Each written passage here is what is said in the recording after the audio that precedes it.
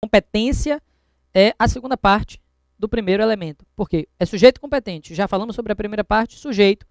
Agente público capaz não impedido ou suspeito. Segunda parte, competência. Decorre da lei, porque em direito administrativo, à luz da legalidade, você já sabe, o administrador público ele só poderá fazer aquilo que a lei efetivamente autoriza ou determina. E neste caso, a ideia que nós temos exatamente é essa. Respeito à legalidade. E competência decorre de lei. E justamente por isso, nós podemos colocar aqui e apresentar alguns desdobramentos, algumas características dessa competência, desdobramentos ou características que, de certa forma, compõem a sua estrutura e a sua formação. Na tela, olhe lá, a forma como a competência pode ser enxergada decorre também aqui das seguintes características. Ela é de exercício obrigatório, ela é de exercício obrigatório, ela é uma competência irrenunciável,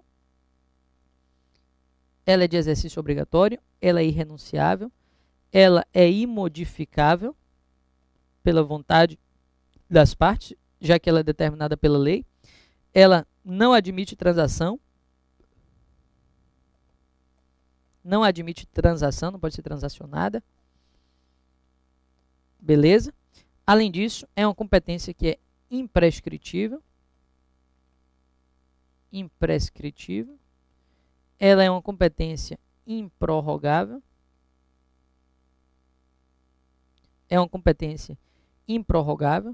e pode ser delegada, Éden. A delegação é possível em algumas situações, porém vedadas em outras. Ela pode ser delegada, mas sobre a delegação, eu vou falar aqui em forma de observação, porque a regra é que pode ser delegada, mas em algumas situações não haverá possibilidade de delegação. Primeiro, de exercício obrigatório. Lembrem que essa primeira característica do elemento competência, que é o fato dela ser de exercício obrigatório, decorre daquele princípio pedra de toque do direito administrativo, assim tratado por Celso Antônio Bandeira de Mello, e aí vocês percebem, e aí vocês veem a importância do estudo daqueles princípios naquele momento, porque eu disse que eles são os mais importantes, são os pilares de sustentação de todo o edifício do regime jurídico administrativo, e assim o são porque deles decorrem todos os demais. E aqui você tem a competência, cujo exercício obrigatório nada mais é do que uma decorrência da própria indisponibilidade do interesse público. O exercício obrigatório de uma competência administrativa decorre nada mais do que do princípio da indisponibilidade do interesse. Por quê? Porque o administrador ele não pode abrir mão de algo que não lhe pertence. Assim, a prerrogativa pública ela não pode ser renunciada. Na tela, olhe lá, além disso, é uma competência irrenunciável. Óbvio, é uma decorrência. Se é de exercício obrigatório, é irrenunciável. Se está na lei, é imodificável pela vontade das partes. Porque se pudesse ser modificada, se pudesse ser, embaixo, transacionada, observe comigo, se pudesse ser modificada, se pudesse ser transacionada, não precisava de lei. Por quê? Porque a vontade do administrador iria se sobrepujar à lei, e isso não faria o menor sentido. Além disso, é uma competência imprescritível. Professor, o que significa dizer competência imprescritível? O que se quer dizer quando se afirma que a competência é imprescritível? É que, por mais que ela não seja exercida ao longo do tempo, ela não se perde. O não exercício de uma competência não faz com que o seu titular deixe de ser o agente competente para a prática daquele ato. A não prática daquele ato, por determinado período, não faz com que ele deixe o agente competente de ter a titularidade para praticá-lo. Então, neste caso, é imprescritível. Na tela, olhe lá, além de ser imprescritível, ela é improrrogável. Porque o que significa improrrogável? Não se prorroga, ou seja, se alguém que é incompetente pratica o ato no lugar de quem deveria praticar, nem por isso o ato vai ser válido se ninguém impugnar. Ou seja, não é porque o sujeito errado praticou o ato, aquele que não deveria praticar, e que ninguém questionou, não é porque ninguém questionou, que depois de um tempo ele vai passar a ser o agente competente para aquele ato. Não se dá isso, não acontece isso, porque essa competência ela não se prorroga. Não acontece isso por um motivo simples, é porque essa competência ela não se prorroga. Beleza? Agora, cabe delegação, Éden? Não há como negar. Olha lá, essa competência, de um modo geral, ela pode ser delegada, mas a rigor, a delegação de competência é possível, como eu disse, mas ela está proibida por lei em 3 circunstâncias. Então, em regra, cabe a delegação, só que excepcionalmente eu digo o quê? Que não haverá delegação, não será possível delegação, não haverá delegação em que situações, professor? Não haverá delegação em que situações? não haverá delegação em, está na lei de processo administrativo no âmbito federal, uma lei que cai na nossa prova normalmente e que a gente vai estudar por óbvio aqui. Na tela, olha lá, a lei 9784 de 99. Lei 9784 de 99, que é a lei de processo administrativo no âmbito federal, diz: existem 3 espécies de atos que não podem ser delegados. Em 3 casos específicos não é possível se falar em delegação. Quais são eles, Éden? Bom, você tem aí, primeiro, atos que traduzem competência exclusiva. Atos que traduzem competência exclusiva. Você tem aí competência exclusiva. Atos de caráter normativo, eu vou sintetizar aqui com atos normativos. E decisão em recurso administrativo. E decisão em recurso administrativo. Então, não haverá que se falar em delegação em atos de competência exclusiva, atos de caráter normativo e decisão em recurso administrativo. Professor Éden, isso cai em prova de concurso? Não, isso não cai não. Isso despenca em prova de concurso. Quase todo concurso tem pelo menos uma questão em alguma prova de algum cargo de direito administrativo que pergunte: a competência administrativa como regra, ela pode ser delegada? A competência para praticar um ato administrativo? Às vezes sim. Agora, há casos em que não será admitida a delegação de competências? Há casos em que a delegação de competência ela não será possível.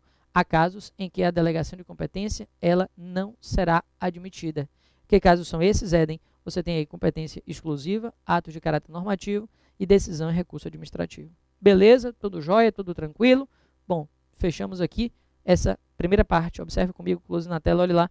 Fechamos aqui, portanto, o primeiro elemento, fechamos aqui o sujeito competente, ok?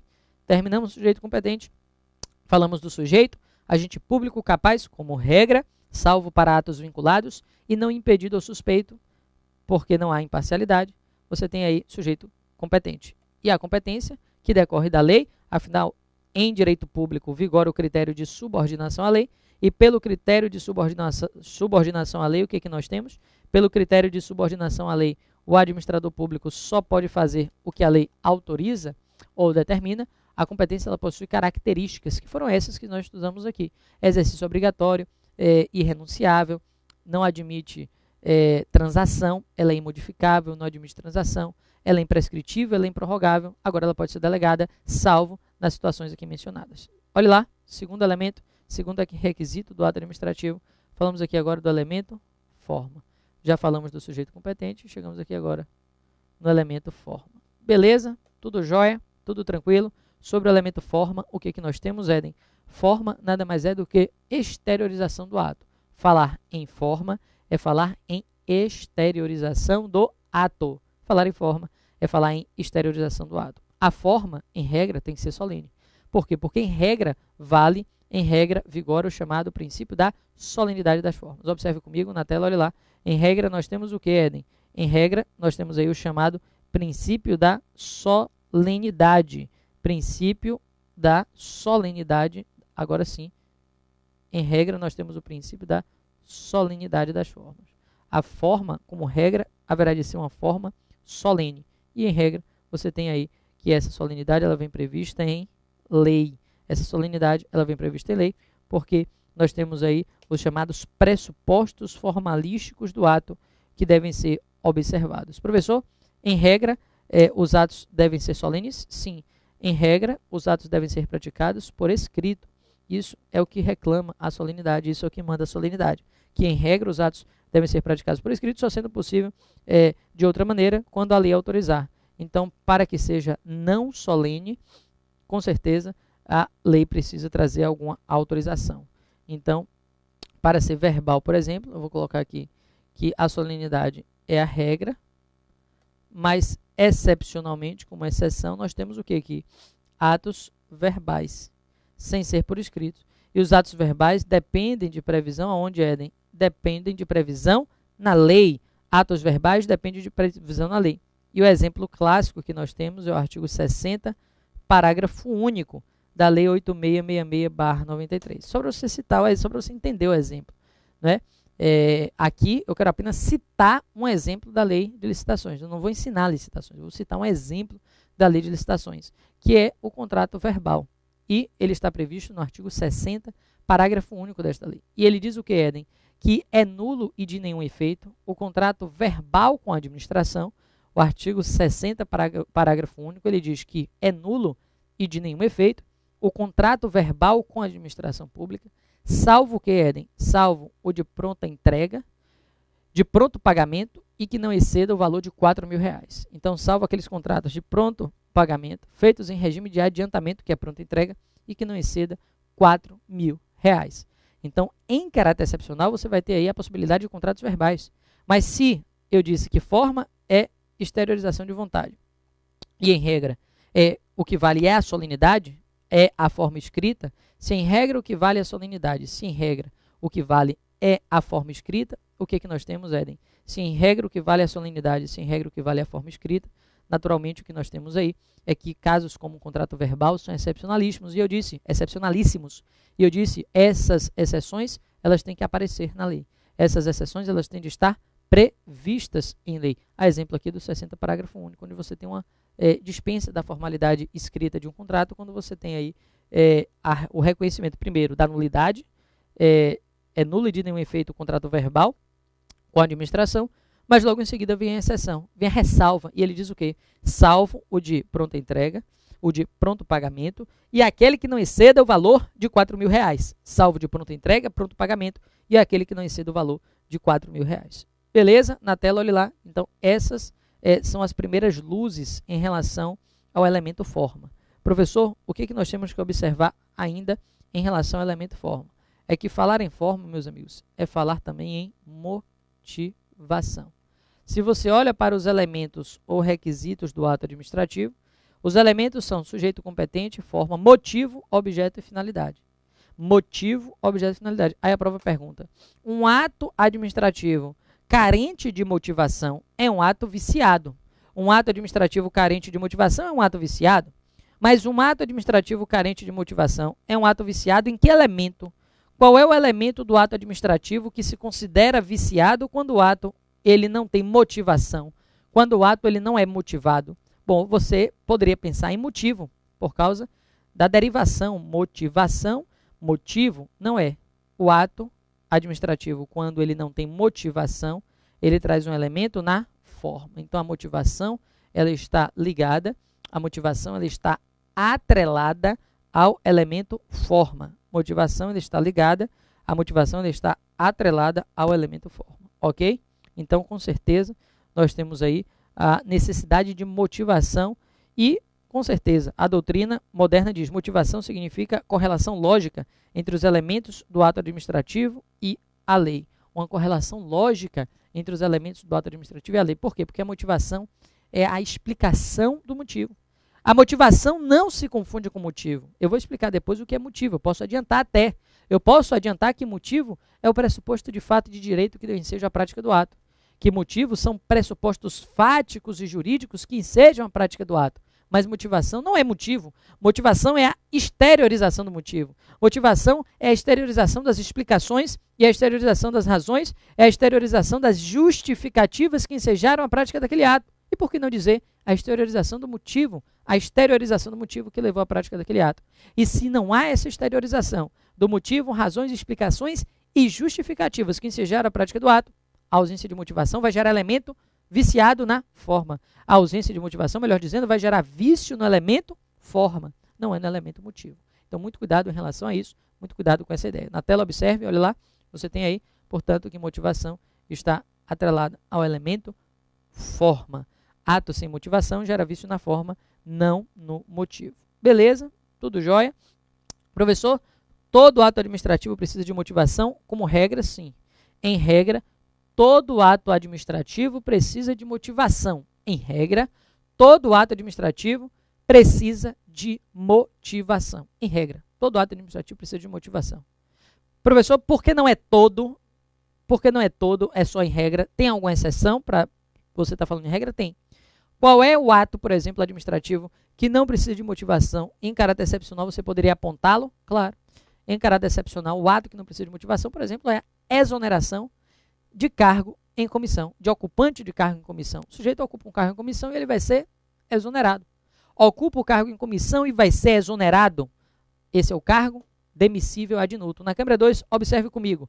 Demissível ad nutum significa o que, Éden? É aquele cargo de livre nomeação e livre exoneração. Demissível ad nutum é o cargo de livre nomeação e livre exoneração. É aquele que o sujeito dorme com e acorda sem. Muito cuidado quando eu digo isso, porque eu fui dizer isso para um aluno, para que ele pudesse entender, porque o exemplo chulo é elucidativo, mas você tem que entender o que é exemplo chulo. Na tela, observe.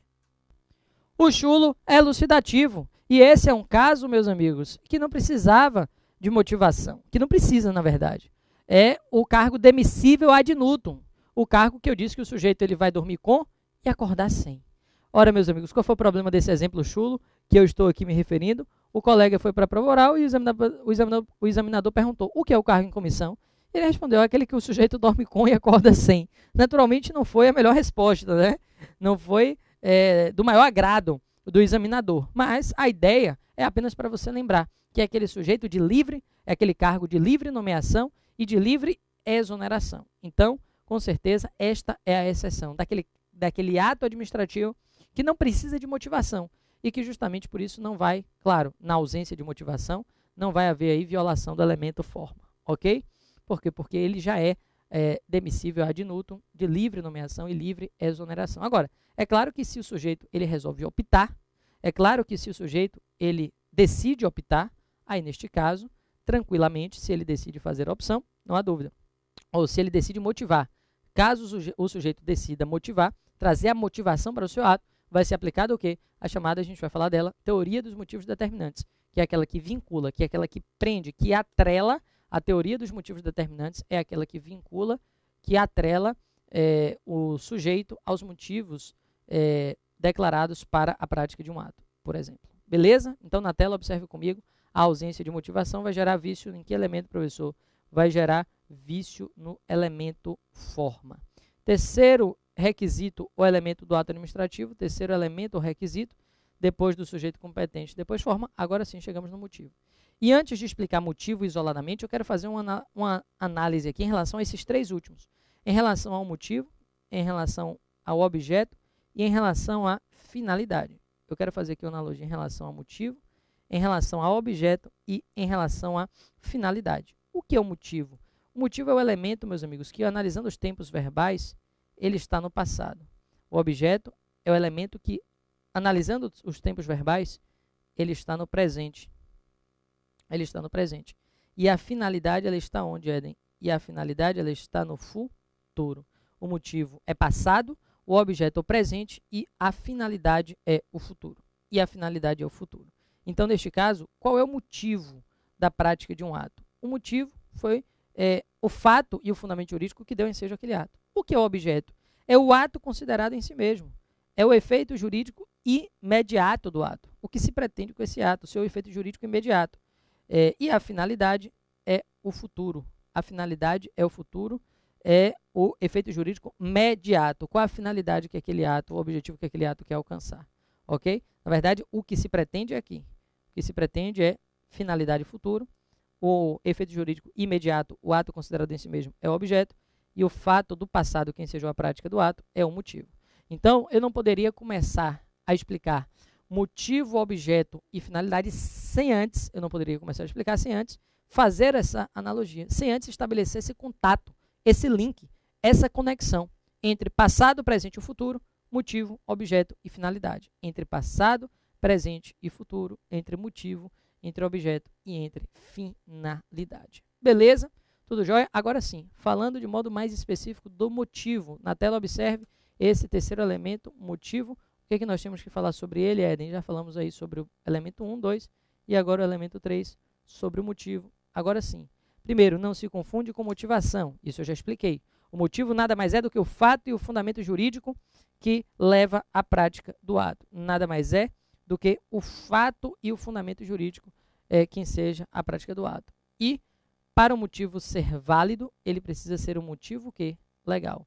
Motivo válido é igual a motivo legal. E a legalidade do motivo depende de quê? A legalidade do motivo, consequentemente, é a sua validade. E a legalidade do motivo depende de quê? A legalidade do motivo vai depender. A legalidade do motivo vai depender de quê, professor? A legalidade do motivo vai depender de três coisas. O motivo, ele precisa obedecer a 3 requisitos para que ele seja considerado um motivo legal e, consequentemente, para que ele seja um motivo válido. Na tela, olhe lá. O que o motivo ele precisa para ser legal, Éden? O que o motivo precisa para ser legal? Bom, primeiro, ele precisa ser um motivo verdadeiro. A primeira coisa é que ele tem que ser verdadeiro. Ele tem que ser um motivo verdadeiro. Isso se chama materialidade. Ele tem que ter materialidade. Ser verdadeiro significa ter que ter materialidade. Então, ele precisa ser um motivo verdadeiro, ele tem que ter materialidade. Além disso, ele precisa ser compatível com aquilo que está previsto na lei. Ele tem que ser um motivo que tem que ser compatível com a lei. Não pode desrespeitar a lei. E, finalmente, ele tem que ser um motivo compatível com o resultado prático do ato. Com o resultado prático do ato, porque esse motivo ele precisa ter lógica, ele precisa ter coerência, ele precisa ter congruência, ok? Ele precisa ter lógica, ele precisa ter coerência, ele precisa ter congruência. Vamos recapitular tudo aqui que já dissemos sobre o motivo? Sobre o motivo, vamos recapitular. Primeiro, motivo. O que significa? São as razões? Não, isso é motivação. Motivo é pressuposto. Motivos são pressupostos de fato e de direito que ensejam a prática do ato. Motivação são razões, motivação são explicações. A motivação são as justificativas que ensejam a prática do ato. É a exteriorização desse próprio motivo, dessas razões, dessas justificativas, dessas explicações para a prática do ato. Isso é motivação. Não se confunde com o motivo em si mesmo considerado. O que é o motivo, Éden? Ora, o motivo que nós temos aqui, é o motivo como pressuposto de fato e de direito para a prática do ato. O motivo que nós temos aqui é o motivo enquanto pressuposto de fato e pressuposto jurídico, pressuposto de fato e de direito para a prática de um ato. Para ele ser válido, ele tem que ser um motivo legal. E a legalidade do motivo, essa estampa que a doutrina chama de legalidade, o motivo tem legalidade, ele quer saber o seguinte: o motivo respeita aquelas 3 compatibilidades, quais são elas? Para que ele seja um motivo válido, ele tem que ser legal. Para ser legal, tem que ter legalidade. E a legalidade do motivo depende de quê, professor? A legalidade do motivo depende da sua compatibilização com 3 coisas. Ele tem que ser compatível com 3 coisas. E ele vai ser um motivo legal e justamente válido, consequentemente, motivo válido. Quais são as 3 coisas com as quais deve haver compatibilidade? Primeiro, com a verdade, porque o motivo tem que ser verdadeiro, o motivo falso não dá. Então, tem que ser um motivo que seja verdade, porque senão o motivo vai ser inválido. Além de ser verdade, tem que ser compatível com a lei. Não adianta você falar, não, o motivo desse ato é porque eu quero violar a impessoalidade e beneficiar o meu amigo. Não, o motivo ele pode ser até verdadeiro, mas ele é legal. Então, não pode desrespeitar o ordenamento. Tem que ser um motivo que seja verdadeiro, tem que ser um motivo que tenha o que, Éden? Além de ser verdadeiro, tem que ter respeito à legalidade. E, finalmente, ele tem que ser coerente. E ser coerente significa o quê? Lógica, congruência. Significa que ele tem que ser compatível com o resultado prático do ato. Significa dizer que ele tem que ser compatível. Tem que ser compatível com o resultado prático do ato. O motivo tem que ser compatível com o resultado prático do ato. Beleza? Tudo jóia? Tudo tranquilo? Então, a ideia é compatível com o resultado prático. Tudo jóia? Tudo tranquilo? Então, a gente tem aí 3 ideias de compatibilidade que o motivo deve preencher para que ele seja considerado um motivo legal, para que ele seja considerado um motivo válido. Ok? Tem que ser compatível com a verdade, tem que ser compatível com a lei e tem que ser compatível com o resultado prático do ato, porque tem que ser coerente. Imagine, você concede à administração pública, por exemplo, licença para porte de arma. 2 pessoas chegam e pedem licença para porte de arma. João e Maria. João e Maria chegam juntos, pô, nós queremos aquele licença e tal. Ah, preenche os requisitos. Aí eles vão lá, pronto, preenchemos os requisitos, queremos o porte. Aí o Estado, beleza, toma o porte de arma. Você preencheu todos os requisitos para ter porte, tem porte. E aí João é extremamente desordeiro, gosta de confusão e se vale do seu direito ao porte de arma para causar baderna, tumulto. E nesse caso, o que é que acontece? A administração pública vai lá e tira o direito de João de ter a arma e aproveita e tira o de Maria. E fala o quê? Ora, João é um sujeito baderneiro. João é um sujeito que gosta de confusão. Então, a gente tira dos 2. Tem coerência? Não. Tem congruência? Não. Tem lógica? Não. Por que não tem lógica? Porque se só João gosta de confusão, por que tirar também de Maria? Então não teria lógica, não teria coerência, não teria congruência. Ele poderia ser até um motivo verdadeiro. Não, João é confusento, é um motivo verdadeiro. Tirar a arma de quem é confusento, por exemplo, é algo que respeita a lei, respeita. Mas tirar dele e tirar da outra que não tem nada a ver, respeita o resultado prático do ato? O motivo tem a ver com o resultado? Não, porque você alegou motivo que era um sujeito era problemático e aí você tirou da outra mulher que não era problemática. Faltou o quê? Embora houvesse verdade e respeito à legalidade, faltou coerência, faltou lógica, faltou congruência. Olha lá, faltaria aí o último elemento, que é o quê? O motivo ele ser compatível com o resultado prático do ato. Faltaria o motivo ser o quê, professor? Faltaria aí o motivo ele ser compatível com o resultado prático do ato. Faltaria aí o motivo ser compatível com o resultado prático do ato. Então, neste caso, o que é que nós temos? Motivo ser compatível com o resultado prático do ato é a ideia de lógica, é a ideia de coerência, é a ideia de congruência. Beleza, meus amigos? Tudo jóia? Tudo tranquilo? Professor, o que é a teoria dos motivos determinantes? É a teoria que vincula o administrador aos motivos declarados para a prática de um ato. Teoria dos motivos determinantes é a teoria que vincula o administrador aos motivos declarados para a prática de um ato. Então, se ele pratica um ato com base nos motivos A, B e C, ele está vinculado àqueles motivos, mesmo naqueles atos que não precisem de exteriorização dos motivos. Vou lhe dar um exemplo. O ato de exoneração de servidor ocupante de cargo em comissão. O ato de exoneração de servidor ocupante de cargo em comissão. A exoneração de um servidor ocupante de cargo em comissão. Ela precisa de motivação? Não. Ela precisa de exteriorização de motivo? Não. Mas se ele resolve motivar, ele está o quê? Preso, atrelado, vinculado aos motivos apresentados, porque isso é a teoria dos motivos determinantes. E se ele resolve, mesmo sem ter a necessidade de motivação, de exteriorização do motivo, se ele resolve motivar e diz, olha, eu estou exonerando essa pessoa porque não tenho recurso, não tenho caixa, ele pode ir lá e contratar no outro dia? Não pode. Contratar outra pessoa no outro dia para o mesmo lugar? Não pode, porque ele ficou o quê? Preso. Então, aquele ato vai ser considerado um ato ilegal, porque o motivo ele foi um motivo o quê? Falso. E, com certeza, a violação dessas compatibilidades, com certeza, violação da compatibilidade com a verdade, com a lei ou com o resultado, vai fazer com que aquele motivo não possa ser aplicado na prática. Que o ato não vai poder